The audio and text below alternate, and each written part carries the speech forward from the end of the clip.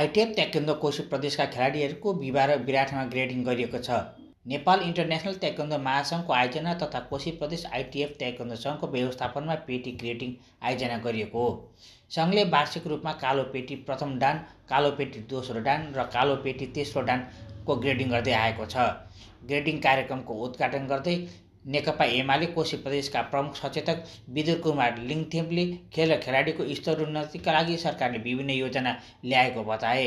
उनले पछिल्लो समय प्रदेश सरकारले खेल र खेलाडीको वृद्धि विकासका लागि योजना बनाउँदै विभिन्न खेलकुदका कार्यक्रम गर्दै आएको प्रस्ट्याए। उनले अहिले खेलाडीले खेलेर आफ्नो जीविकोपार्जन गर्न सक्ने वातावरण बन्दै गएकाले खेलाडीले लगनशील भएर खेल्नुपर्नेमा जोड दिए। कोशी प्रदेश आइटिएफ ताइक्वान्डो सङ्घका अध्यक्ष अरुण राठीको अध्यक्षतामा भएको कार्यक्रममा नेपाल इन्टरनेसनल ताइक्वान्डो महासङ्घका केन्द्रीय अध्यक्ष प्रवीण कार्की, उपाध्यक्ष चतुरलाल चौधरी, केन्द्रीय सदस्य नवीन राजवंशी र राजेन्द्र धिमाल लगायतले खेलाडीहरूलाई शुभकामना दिएका थिए। कोशी प्रदेशभरका 55 जनाभन्दा बढी छात्र छात्रा खेलाडीहरूको सहभागिता रहेको प्रतियोगिताका संयोजक ओम कुमार श्रेष्ठले जानकारी दिए।